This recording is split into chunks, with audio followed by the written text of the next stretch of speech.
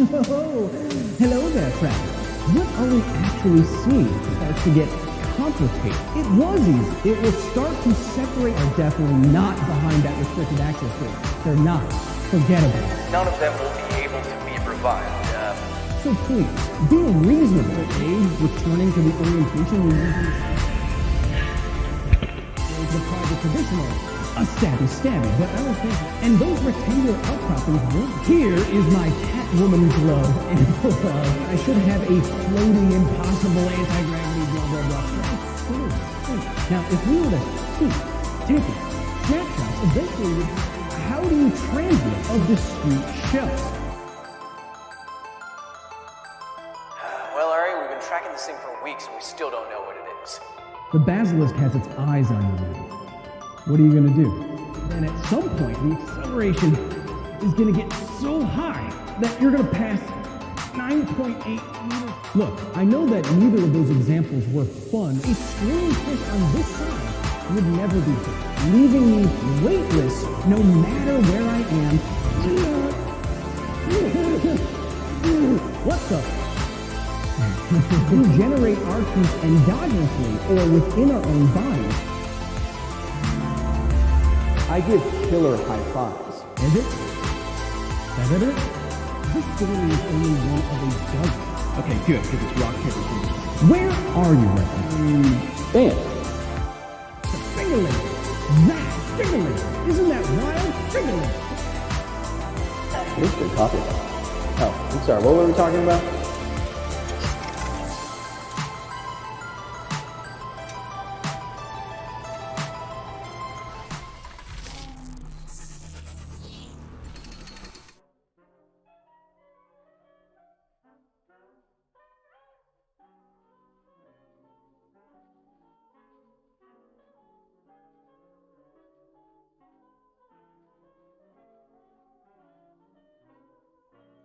Is a crab not entitled to the sweat of their brow?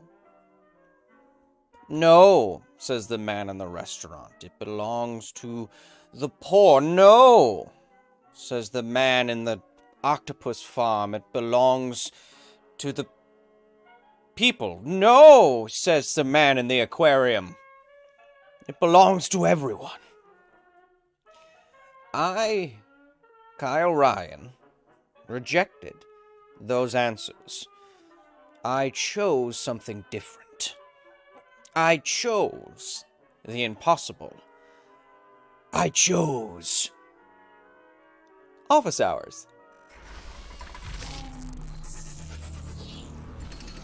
Hello, and welcome to Office Hours, a live component of the facility where good old Professor Kyle opens up his digital aperture or thereabouts and allows all of you members of the general public, my staff, my security team, all of those people who are able to jump over all the laser-guided security that I have here for the next hour or so to ask me any old sciencey kind of question that your little old heart can think up. As we want to do, we'll be talking about a number of topics that you bring up. Also, I want to bring up a couple of topics myself during the next live hour or so of what you humans call content and programming.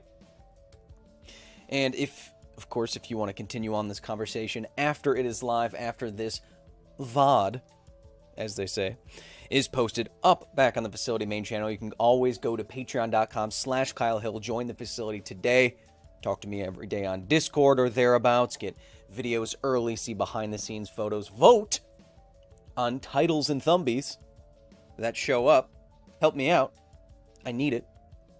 Patreon.com/Kyle Hill. Or during today's broadcast, you can also try your hand at Super Chat. I cannot promise I will get to every single one of your Super Chats, but I will do my best. If I don't get to yours, still know that you are simping for science and for buying new meat in the kitchen. As you can see, already coming in.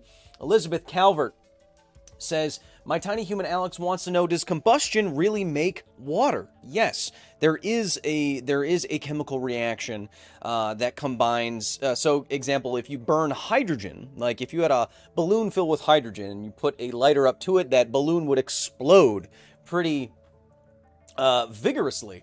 And the chemical reaction, as you write it out, Alex, you'll learn about this later in chemistry class, but when you combine energy and hydrogen and oxygen, one of the byproducts is H2O, and you get water. We also have Sparky with the $500 donation. The legend of Sparky grows every single week. Sparky knows a thing or two about sentient crabs.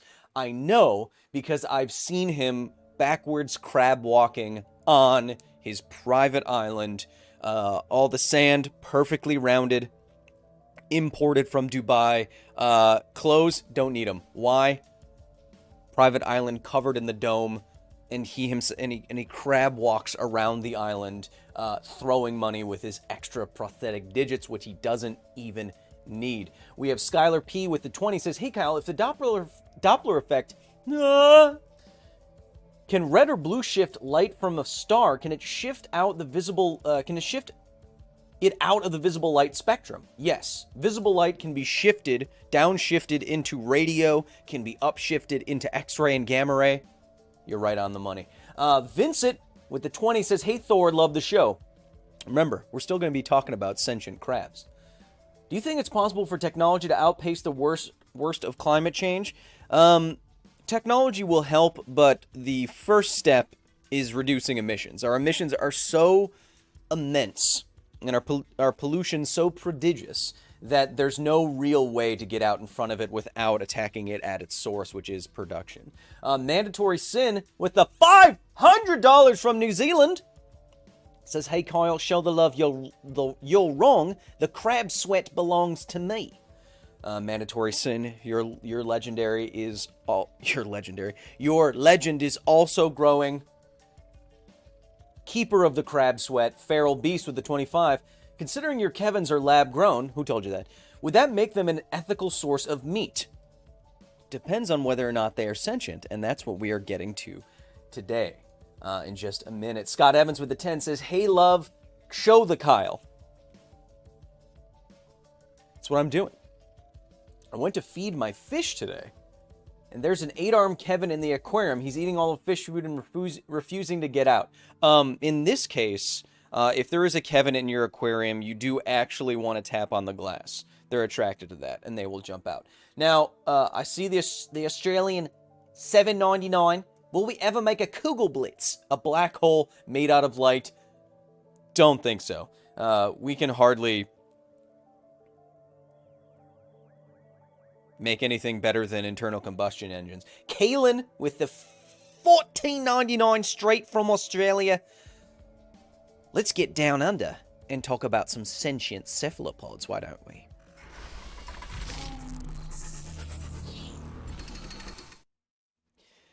Cephalopods and their kin. We're talking about cephalopod mollusks, decapod crustaceans. When I say decapod, I mean 10-legged, 10-podded thing.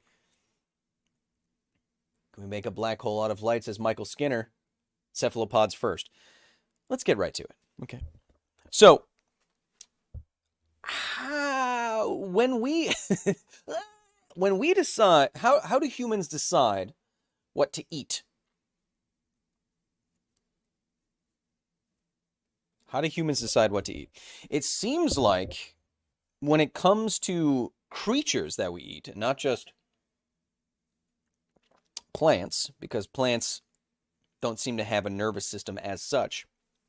When it comes to what we eat, it seems that we have drawn a line, we have delineated what we're willing to eat. No, not just based on what it smells good. No, not trial and error. No. It seems like we have settled upon consciousness, sentience, as the line. So, and cuteness, I think. I think cuteness also plays into it, because there could be a really, really cute non-sentient thing and people probably wouldn't want to eat it. But sentience seems to be a hard and fast rule, where eating something like a pet, like a cat or a dog, is accepted in some countries, but it seems like it's not accepted in most places. And we seem to feel that way because we recognize, or eating a chimp, for example. Again, happens in some places, frowned upon in most other places. It's am I sentient? I think this is because that we recognize some of ourselves and our own mental processes in other creatures, and it dissuades us from eating them because we could imagine their suffering. It's culturally relative, says Moon Girl. I believe I believe this cuts cross-culturally, this consciousness thing. This idea. Which is to say, we feel bad about eating things we think can feel pain and don't feel bad at all about eating things that we know or have a good idea are not sentient, like plants. No one worries if broccoli screams. Although now I do. Terrible.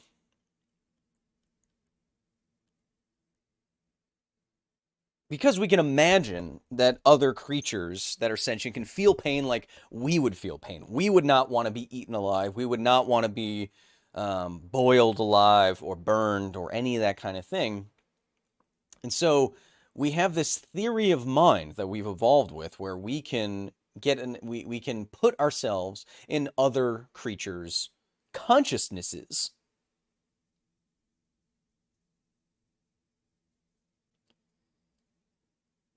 Wonder Platypus says, I mean, we know plants feel pain. Well, we'll get to that because the feeling pain is not the same as experiencing pain. So I need to separate that language a little bit. Feeling here, I mean by experience. Nociception, feeling pain, having receptors in your cells or on your body that will make you recoil from some noxious stimulus, is not necessarily the same thing as experiencing pain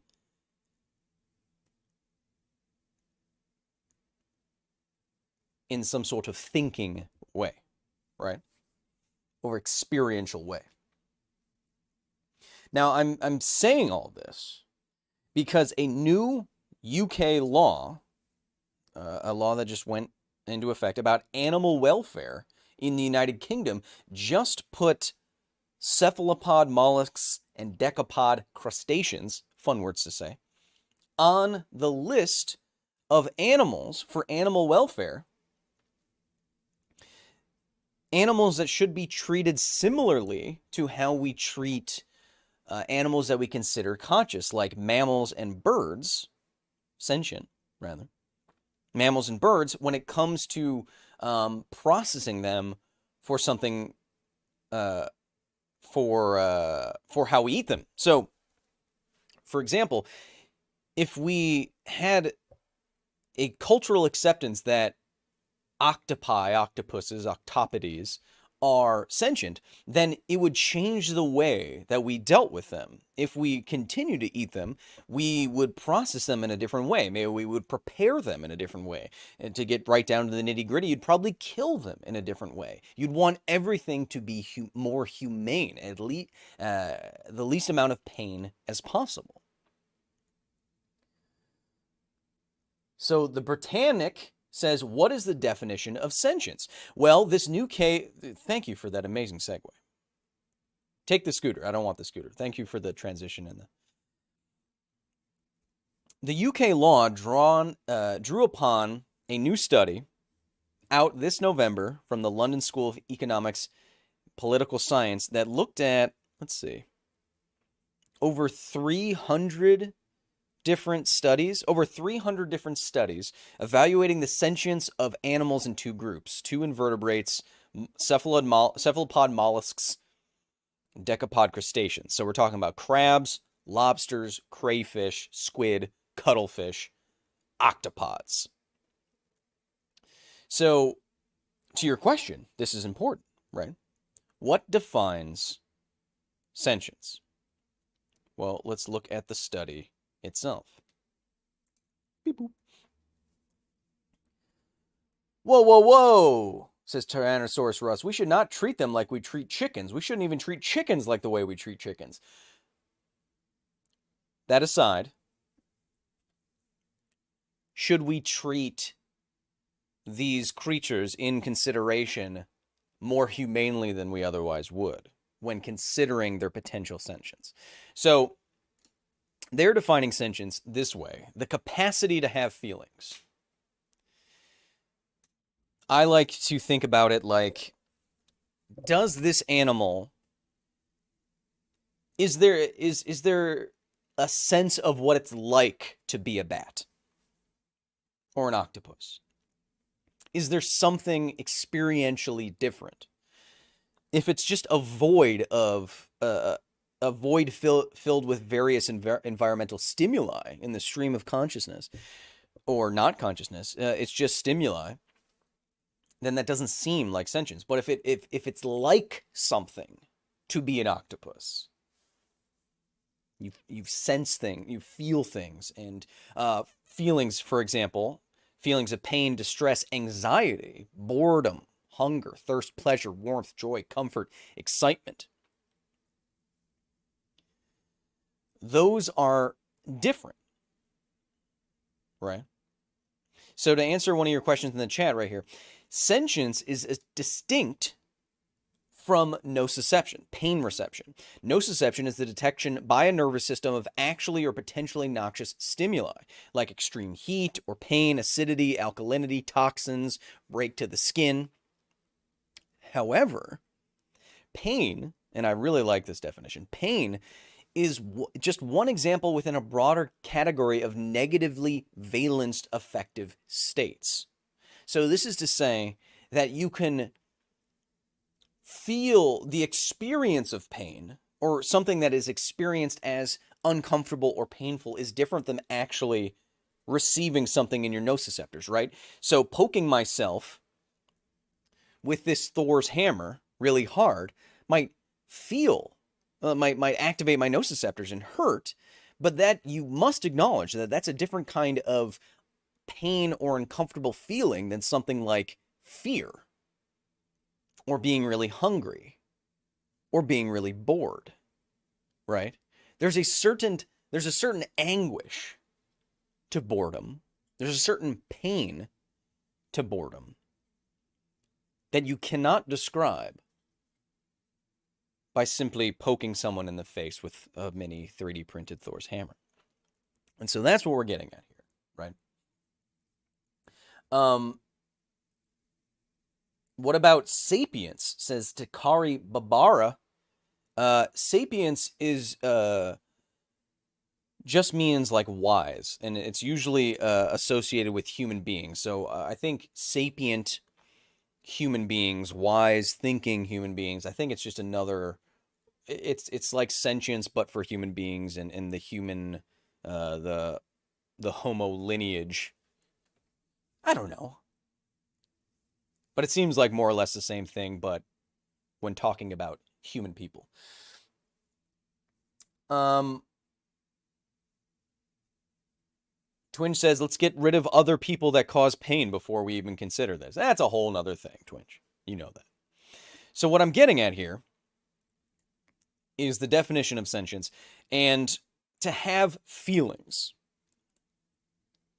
I ask you, chat, if your seafood dinner, as the title says, if you knew it could feel feelings like anxiety and pain and distress and fear and terror, would you consume it in the same way? Would you consume it at all? Would you want to know that it had been treated to the best of our ability before you consumed it? Well, this is what this study was looking at. And it was considering these many-legged creatures in the oceans and on land sometimes. And they came up with 8 criteria. Now, these criteria For each of these, they wanted to see how strong the evidence was for each of these. Possession of nociceptors, so they have pain receptors. They have integrative brain regions, meaning that it makes sense that some kind of nervous system would be interacting with, or the region that connects like the feeling of pain with maybe experience or consciousness. It's mechanically possible. The nervous system is such that it could happen. So that's what I just said for number 3, connections between nociceptors and these brain regions. Responses affected by potential local anesthetics or analgesics. See, now that's different. That gets interesting, right? Science is complicated, but that's when things get really complicated, right? Can you tease out whether something feels pain or experiences pain if you anesthetize an area, right? So say Joe Davis says the best episode of TNG is when Picard argues that Data is sentient. That's definitely top 5. Measure of a Man, that episode is called. But these are the complicated questions, right? Say I have an octopus, right? And I inject one of its arms with an analgesic, or I anesthetized an area such that I know the nociceptors won't fire. I know it won't perceive that stimulus. And I poke it. Well, first I take as a control, I take one octopus that's totally fine, totally normal, and I poke its arm. And I poke its arm again. It will start to avoid me poking it. Not only will it recoil, and this comes from studies, of course, but not only will it recoil, it will also learn to avoid the stimulus. Now, if I then make that same part that I was poking the octopus, make it so that it can't feel that pain, and I go to poke it, will it still recoil? Even that I know, even when I know it can't feel that pain. So I know that experimental study, that experimental framework I just set up isn't totally perfect because I'm doing it off the top of my head. But what I'm getting at is that an experience or a feeling of pain can be different from moving your body after someone pokes you. Maybe the octopus was afraid, right? And that's number 4 as a potential, one of the framework for what makes one of the columns for holding up this sentient house here. Motivational trade-offs that show a balancing of threat against opportunity for reward, flexible self-protective behaviors, associative learning that goes beyond habituation. Just because the animal is inside of an area for a long time, can it go beyond that, right?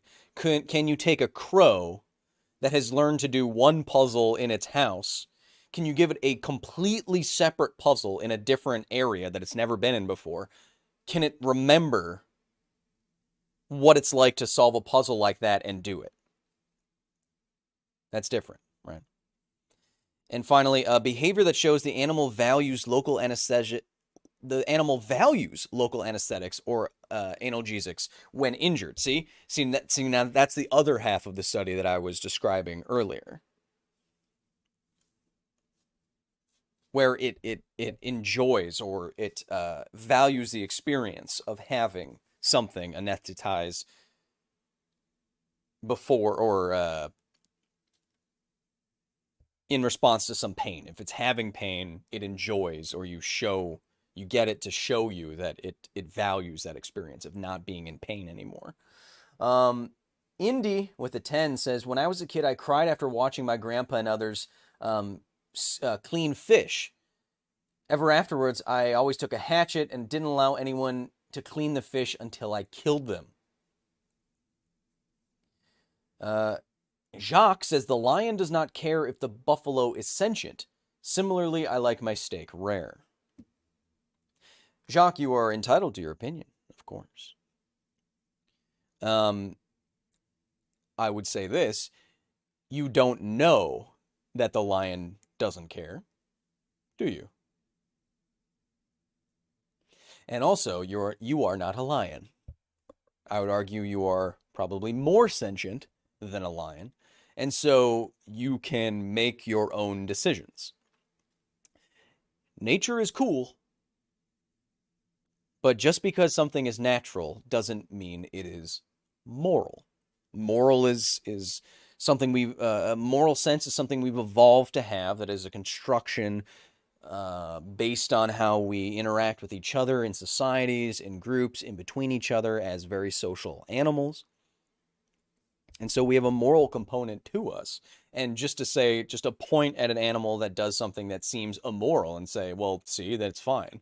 Well, that's your example will fall down very quickly, because you could probably point to a lion also eating its children and say, it's like, see, I don't care if I eat my kids. See, it's hard to, when you're picking and choosing, that's when the argument's not great. And that's what I'm getting at here, is that because we have this capacity to evaluate other creatures in this way, we can evolve our own morality. Okay. So back to what I was saying, in this framework of 8 things, they're talking about having very strong evidence, substantial evidence, or little evidence. And what they show down, as Snoop Dogg would say, down hizzle, is that for these criterion, 1 through 8, everything that we were saying, nociception, integrative brain areas, that kind of thing. Yellow is low, medium, high, very low, I'm assuming. And if you want to sum it all up, what they say... Oh, that's the other thing I want to get to. What they say is that our findings regarding cephalopods, so like cuttlefish and octopodes, there's very strong evidence of sentience in octopods. We have either high or very high confidence that octopods satisfy all criteria except for 5, which is at medium confidence. However, the evidence is still substantial. There is strong evidence of sentience in true crabs. So what do we do? Any animal with a brain is sentient. I don't think that's actually true. So, I've never seen any of these things before. And any of these... So when we're processing animals for food, we do certain things to those animals to make the processing economical and very fast and cheap and all that kind of thing. We treat animals that we consider sentient differently, like cows. When we slaughter cows, we do it in a different way than how we slaughter fish, for example. And given that this study says there's strong evidence that these squid and octopuses and crabs are sentient in the same kind of way you are, probably less, but in the same kind of way you are, because of that, we should change the way that we treat them if we continue to eat them. Now, similarly to how I didn't find out until later in life what declawing was for cats. Don't declaw your cat. I thought they were taking out like the nail and the root of the nail, but the nail grows out of their first digit. And so when you declaw a cat, they're actually amputating the first digit of all of their fingers. Now, if I knew that that's what they did, of course, I would never have it done. I was 10 years old. And my mom didn't know what it was either. But because we value the experience that cats potentially have, we wouldn't want to do that to them. Similarly, this study says we should not declaw crabs. And not in like in the same way, but worse, removing one or both claws from a crab before returning it back to the water. We also have a high confidence that the practice of cutting a crab's tendon in its claw causes suffering.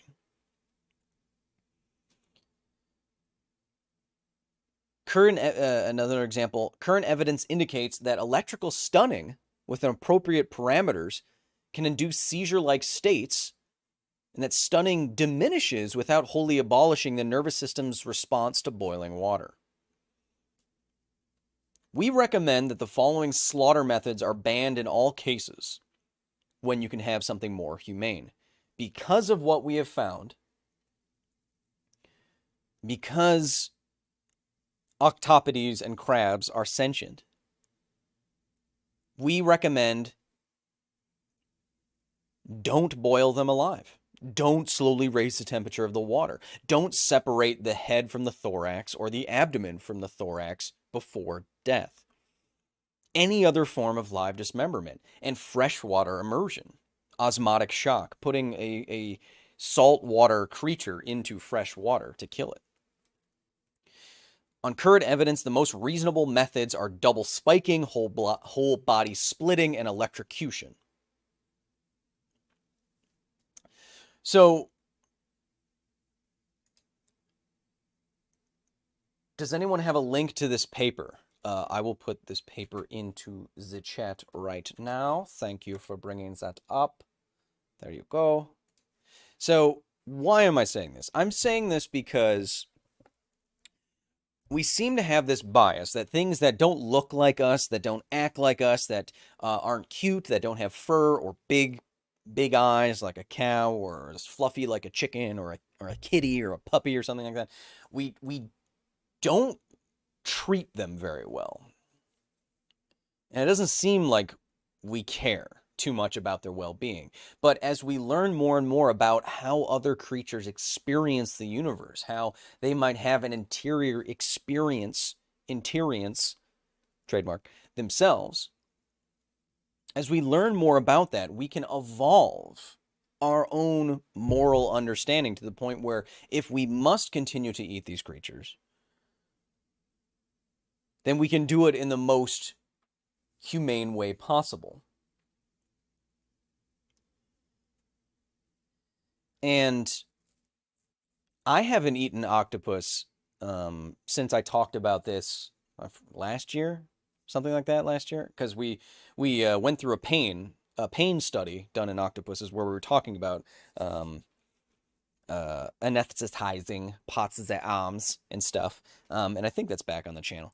But knowing that, I'm probably gonna stop eating crab, and I don't eat much, but I do, like, for example, I love a good calamari. Had it last week. Knowing this information applies to squiddies, will I continue to order it? I don't think I can. Because once you know or have good evidence that a creature can feel fear and anxiety and joy and pain and suffering, then choosing to ignore that information reflects on you, right? So, I don't want to spark a weird, this side, that side in the chat, but I'm telling you my own personal decision based on the consciousness of crabbies and octopodes. which is the correct way to pronounce it if you want to sound really annoying about it. Jack Driscoll says, "Hola, Senor Kyle." Hola. Question from the Vodlands from Brian Murray. What's your favorite Girl Scout cookie? The coconut one with the chocolate drizzle with the hole in it. What's that called? This chat has kind of become the bad take zone, says MB. Well, you know, people in chat like this are incentivized to be less sentient, you know? Taylor Smith, as you see, slowly raising behind me. The $9.99. Couple questions for you about water. Why does the increased salinity increase the buoyancy of water? Why isn't the buoyant force equal and opposite the force of gravity? Why does increased salinity increase the buoyancy of water?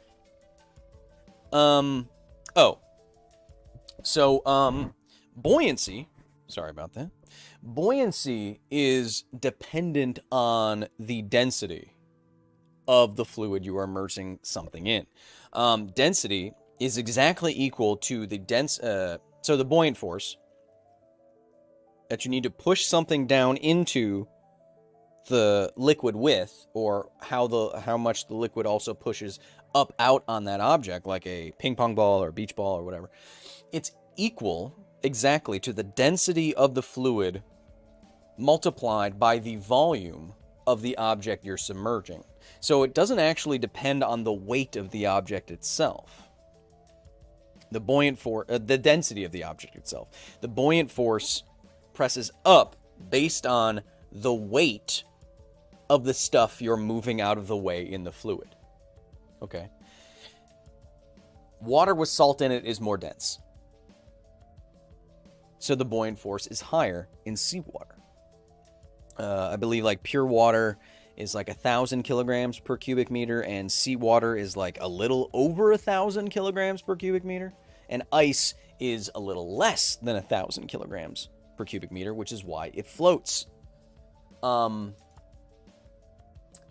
isn't the buoyant force equal and opposite the force of gravity? Because, again, the buoyant force is not weight dependent, it's volume dependent. And that is why, even though something like a beach ball and a tennis ball could weigh the same, heavy-ish tennis ball and a very light beach ball, they could weigh the same, but because the beach ball would have to move so much more heavy water out of the way, that heavy water is trying to force it back up out. That's why. Who? G'day, Kyle, says Cheech Ola with a $30.99. Z Jackson says, can bugs feel sad? I don't know. I hope not. I mean, Remember that movie Ants? Like, A Bug's Life was pretty good, but Ants was freaking depressing and not a... Why did we show that to kids? Chichola with a $30.99. G'day, Kyle. Could that space yeet rocket flinging thing be used to launch nuclear waste into the sun? Is launching stuff into the sun possible or even a good idea? Cheers, you bloody legend. Oh, look, all the big legends coming into the chat today. Whew. Are lobsters the same as crabs, says Kyle Howard? Lobsters are considered in this study that we were talking about, yes. Is launching this stuff into the sun a good idea or even possible, says Chichola? As we've gone through a number of times, we are moving around the sun on Earth at like 30 kilometers per second. And so you can't just throw something into the sun. The first thing you have to do is cancel out, launch something in the opposite direction, that orbital velocity, 30 kilometers per second. To do that takes a lot of very expensive rockets and fuel, making it not very economical. You could launch stuff into the sun, but it'd be much harder than just throwing it. I mean, if you want to still be a villain about it, throw it into a volcano. That's easier. Hey, Kyle the Kyle. Would it be possible with a long enough piece of paper to decapitate a person with a paper cut? And moving right along, Z with the $500 donation. Hey Kyle, I was listening silently to all this and got increasingly more guilty. For years, I would go octopus hunting every summer and would get on average 3 to 8. I loved the hunt and the recipes I got to try with them, but now I feel horrified that I did all of that. Thank you for bringing this information to us. Z, don't get too hard on yourself. I mean, like me accidentally declawing my cats, true ignorance here, I think we can forgive. Because once we have new information, we can update our beliefs. If you really did not have that information, you can't hold yourself accountable too much. And it's not widely known information either. And I'm not saying we can no longer eat these creatures. Personal choice, I might not. But if you are to eat these creatures, or to go octopody hunting, as you did, there's probably a more humane way to kill those creatures before eating them. I'm mentioning that to contrast it with some of the ways they eat octopus in, I'm just going to say Japan because that's the only place I've ever seen this, like eating an octopus alive, like taking a live octopus and eating it. Knowing the information we do about sentience and some level of sentience, that seems really terrible. You can imagine some giant thing, the fear, the terror you would have, the discomfort, the pain, the abject. I mean, it'd be the worst thing to ever happen to. It'd be the worst thing. That's why I think Attack on Titan is so frickin' terrible and gross. But it'd be like the worst thing, right? And if you know that a creature even might potentially feel like that, and you're doing that to it, like you're some horrific monster, right?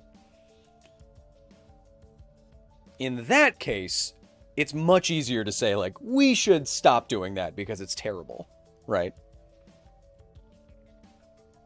Most likely terrible, and a terrible experience. But for you hunting the octopuses, I don't know what you did, but, what I'm getting at is once we know this information, there's decisions we can make, and there's decisions we make as a society and as individuals on how to most humanely deal with this information. On the one end, you have eating these creatures alive, which seems immoral in the face of this information. On the other end, you just have subjecting these creatures to being eaten in the first place, which may or may not be okay. And then in the middle, you have this gray area of what we have to decide, right? So I don't have an answer for you. But thank you for that 50 Benji boys. No, that's not true. 5 Benji boys. Z, your legend grows every day. Former octopus hunter, now champion of octopodes all around. So I got a naked bald guy with sunglasses, backwards crab walking down his own private island. Z's usually in some sort of custom leather jacket, riding a Ducati superbike, and is now the savior of all octopodes in the world.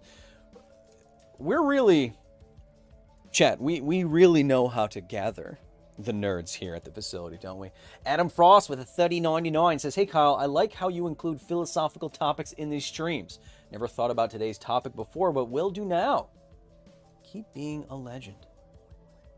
You know, I liked philosophy in college so much that people, I remember at one point, some other student leaned over to me and was like, "Are you a philosophy major?" And I was like, "No, I just love arguing." I do like philosophy, but it's hard. It's I'll tell you what's hard to do. If this show's hard to do in real time with you asking me to do math and talk about black holes and stuff, philosophy in real time seems...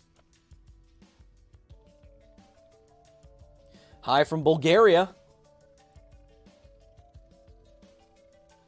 Hello from Bulgaria. Hamstray says that naked bald guy has crabs on his private island. Yeah. But you need like a couple commas in there to make it sound not like he had... Anyway. That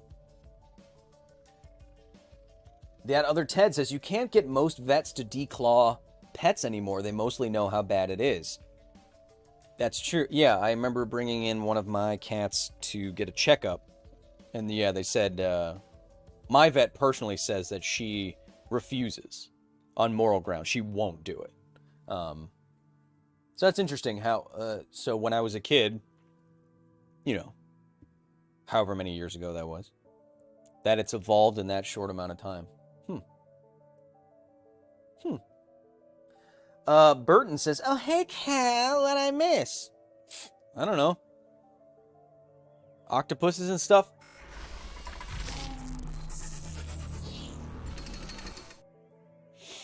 Could the moon support a planetary ring system visible from Earth? I don't know. I don't know what's the Roche limit for the moon?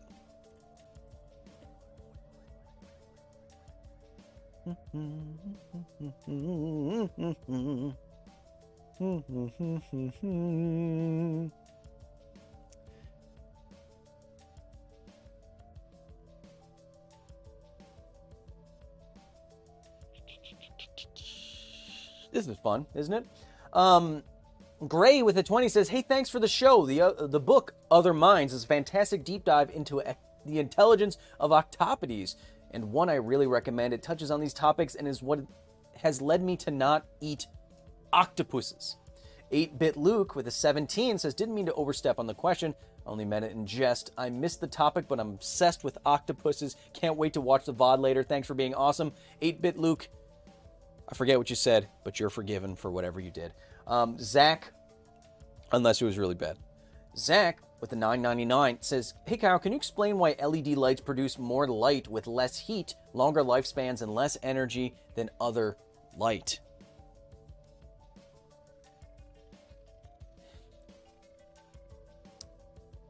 I don't exactly know how LEDs work.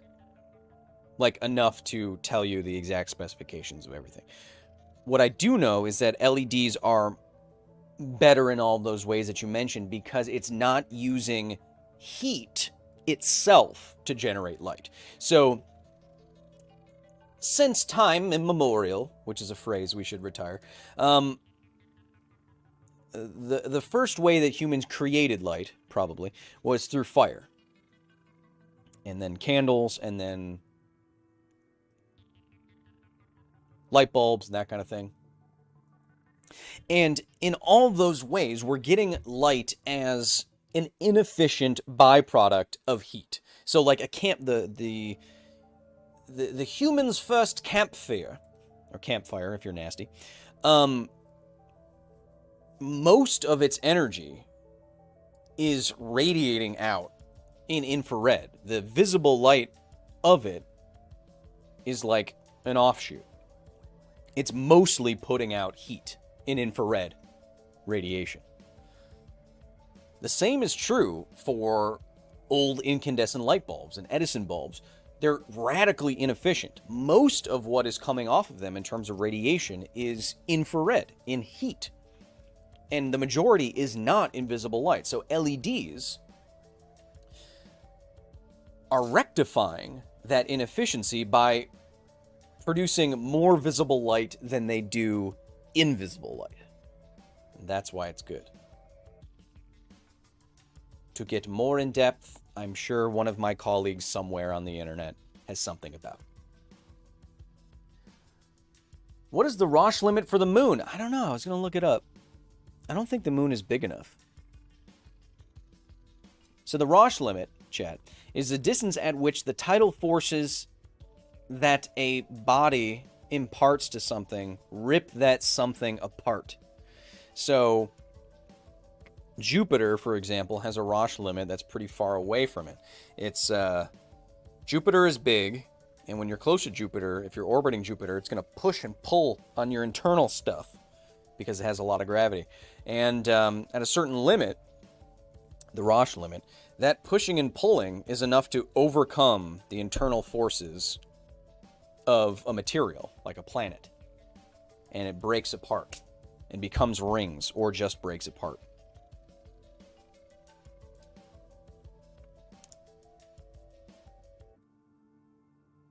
I don't want to look this up. Why am I doing this in real time? Why am I doing that? I don't care. Oh, yeah, the physics of LEDs didn't... So when I say I don't know how LEDs work off the top of my head totally, didn't LED technology like recently win a Nobel Prize? They're surprisingly complicated. The physics of LEDs are pretty complicated, I think. What do I know? I thought that was fiber optics, says Fred France. No. Fiber optics are a way to transmit information using light. So a fiber optic cable is a very efficient cable that as light... Hey, look, I'm Geordie LaForge. As light moves through that cable, it has total internal reflection. So it stays inside of the cable. And at the end of the cable, that light comes out. And if you send it in little pulses, you go beep, beep, beep, beep, beep, beep, beep, and you can translate that into information, ones and zeros, and that's what fiber optic cables are used for. Photons of visible light. Or maybe not visible. I don't know.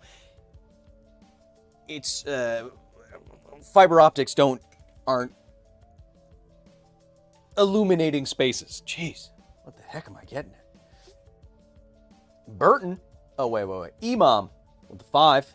Says, we've known for decades that pigs are intelligent, but bacon sales are still high. Something as alien as an octopus doesn't stand a chance.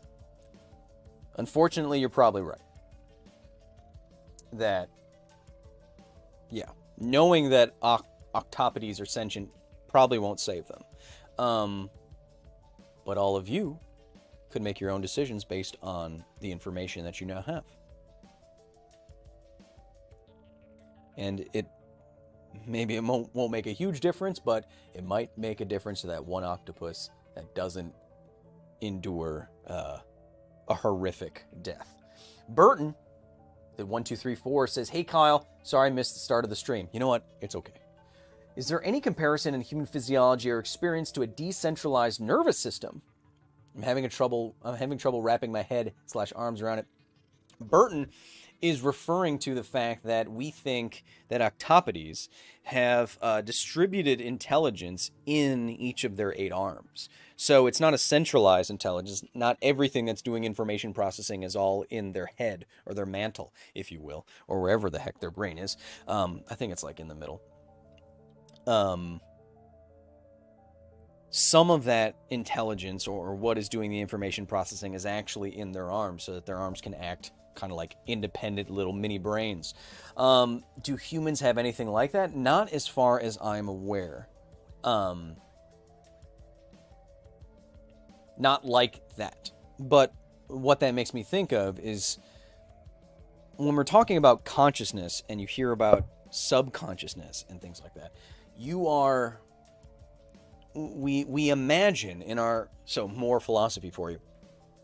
We imagine that throughout our day, throughout our waking life, that we are conscious of everything. Right? You're aware of what you're doing, what your body's doing, what you're going to go to do at work, all that sort of thing. Symmetry. It doesn't feel like you're missing something. But that's an evolved trait. The majority of everything your mind and body is doing, or your brain and body is doing, is completely unknown to you. You don't regulate your heartbeat. You don't keep track of how much acid is being produced in your stomach. You're not controlling the turnover in cells in your rib cage. You're not controlling your breathing until right now. You're not consolidating memory.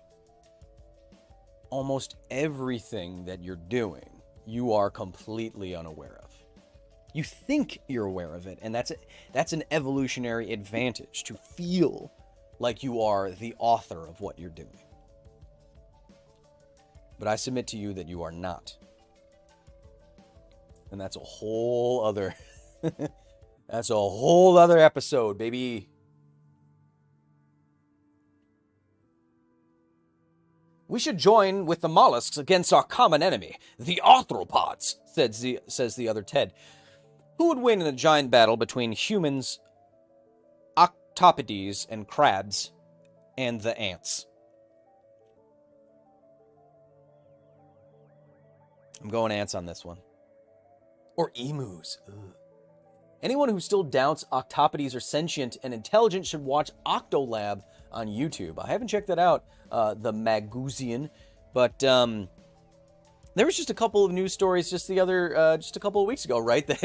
That people are saying emus. Yeah, that's what I was thinking of. The Great Emu War, the Great Emo War of the 2000s, and lo, 7 battalions of emos gathered at their stronghold, affectionately named Fort Dashboard Confessional. And behind this grand fortress, they had established fortifications in the form of rows and upon rows of spiked bracelets to slow enemy vehicular assault. They had eyeshadow by the gallon, filling the moat outside that particular hot topic on that day, such that their enemies, the Chads, could not swim to them. History tells us that the emos did not make it through the night. Their bangs covered their eyes such that they couldn't see the air raid from the Chads above, and thus they were destroyed. And so ended the Great Emo War of 2001. Where am I? What happened? I could have done that conservatively for an hour. Tactical Buck is just saying no.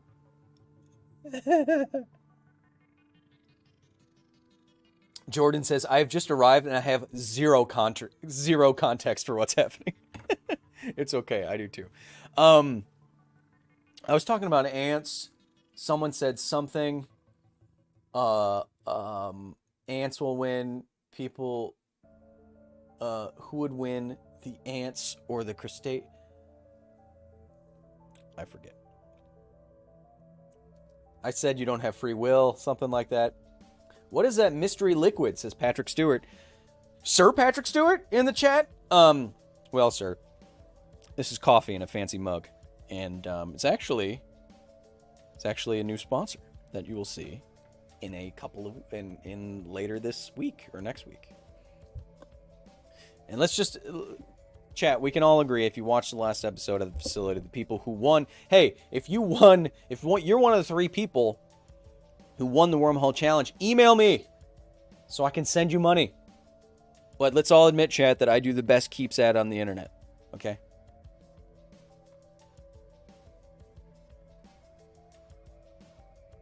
Please start an Emo War podcast.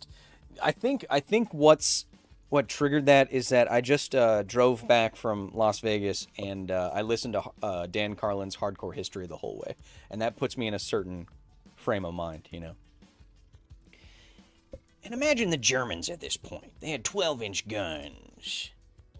They had to cover their ears when they fired these guns. You know, I don't know. It puts me in a certain headspace. Matt Lauk says, yes, I would eat a sentient octopus. Hey, man. I wouldn't. But that's you. Cheryl Sanders says, with a 5, says, the Emo War was definitely worth this $5. You're welcome. Koopa, no one does it like Koopa, says, speaking of your keeps ad, will it help if the baldness is self-inflicted and non-male based? Well, given how much you shave your head, Koopa, on purpose for dark elf fashion, keeps probably isn't going to help you. Because you don't want to keep it. But if you want to keep your hair, keep it. Keeps.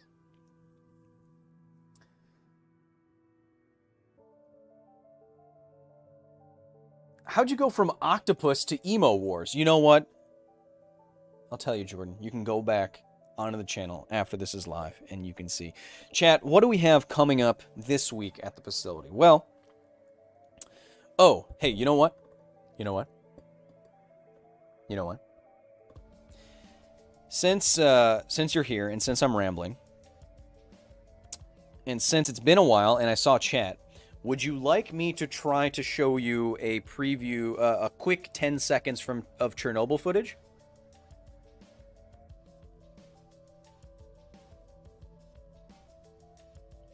Feral Beast says, where'd you get that science shirt? I must acquire one. This is the Science Channel. I was given this by the Science Channel. I don't know if you can buy them. Oh, that's a lot of people saying yes. Okay, I'm going to try to do this in real time, so it's going to look weird. Forgive me. This. Let's turn... Man, I hope I don't go back into the void of... Okay. I'm going to do this in real time. I think nothing should be... You're going to hear a lot of clicky-clacky. Just a second. Oh, I need to... Okay. So, coming this week on the facility, we, with the early release, Twinge with the 20 says, give me some Chernobyl footage. You got it, buddy.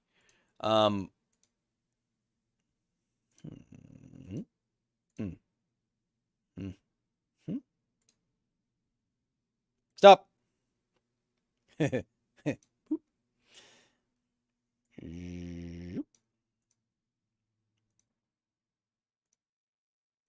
Okie dokie.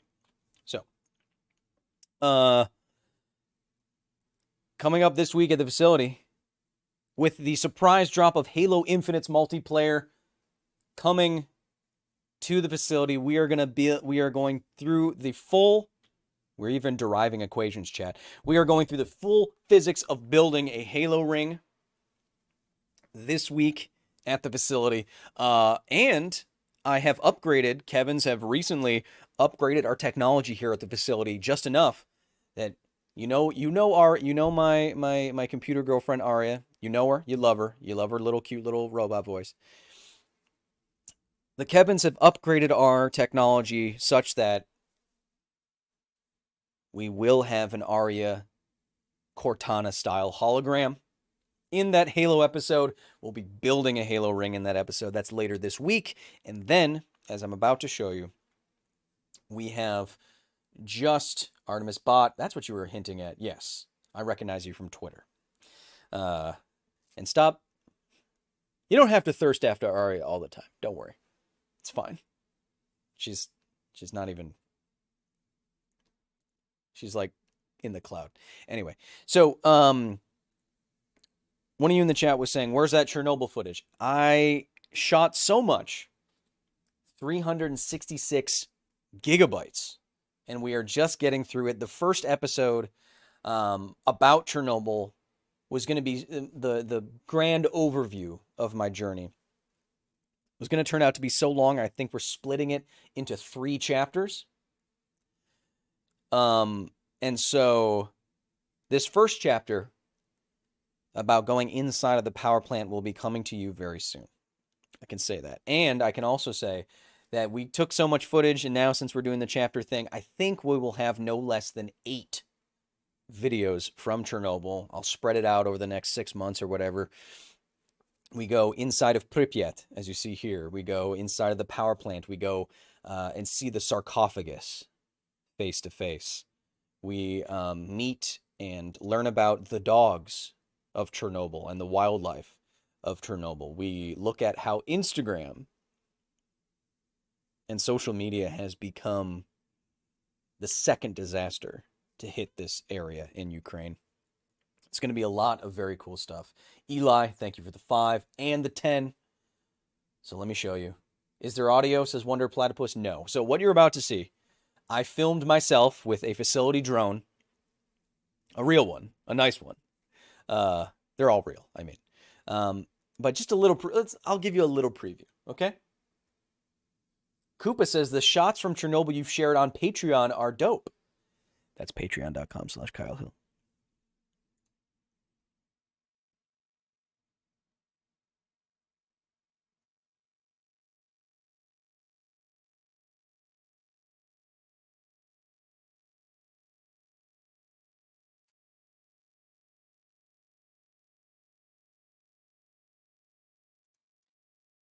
Make Adam a worker, not a soldier. That is what is on the top of this building. Make the atom a worker and not a soldier.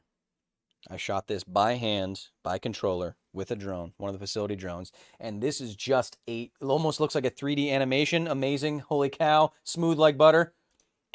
Cue cinematic music. Oh, don't worry. So much cinematic music, so much slow motion. We're actually right now working with a composer of ambient music for new music just for this series of Chernobyl episodes. I cannot wait to show you. Captain Dagan says I'm having deja vu. I know, hey, if you're a member of the facility, you've already seen this footage, but most of you here aren't. So we have a lot of amazing things to show you. I hope you are here when we do show you. If you missed me describing the great Emo War of 2000, if you missed me talking about why you might not want to eat octopuses, then what you want to do is go back. How long before PBS or Discovery Channel licenses out your videos? Oh, right when they pay me a bunch of money. You can go back to the facility channel, catch up on what you missed. Eli, thank you again for the 10. You look very fancy in your suit. I appreciate it. Like I said, coming up the facility, we have Halo and ARIA in full body hologram style. We have the first chapter of the first episode of our Chernobyl journey coming out very soon. We also will be appearing on Matt Pat's largest ever St. Jude charity live stream in about a week. We'll be there with some other science YouTubers. There was one more thing. Oh, also, coming, we have a new gaming channel where you can see all the cut downs of everything I do on Twitch. I know I haven't been on Twitch recently. That's because I've been traveling. But if you want to see highlight reels and cut downs of me playing as a scientist through BioShock and Fallout 4 and Dead Space, check out the gaming channel right now. There's going to be a lot more on that, and I might start streaming on YouTube to try it out there, so go subscribe if you haven't yet. Join the facility. Get a white lab coat. Get behind-the-scenes photos. Get videos early. I'm going to get off stream and put up another behind-the-scenes photo from something right now. But if I don't see you any of those places, that's fine. I'll see you on the next office hours. I'll see you in the next episode of the facility. Until then, I hope you have a wonderful rest of your day. Thank you to everyone who simped today for science. I got it. I mean, of course, I said I can't get to everyone, but I gotta shout out again Z, Mandatory Sin, and Sparky, legends in their own right, who each gifted 5 hundos. It really helps that octopus sanctuary that I'm building here at the facility. Thank you so much. If I don't see you, I'll see you when I see you. Have a wonderful rest of your day, your week, your month, or maybe even your year. Am I going to get sued by friends? I don't want to. Oh. Real? How does David Schwimmer already have our number? No, I don't want to talk to him. You talk to him. Stall him. Say you saw Chandler kissing his sister through the window. Okay. Have a wonderful rest of your day. Be nice to each other. And octopodes if you see them. Because this is all we got. Bye-bye.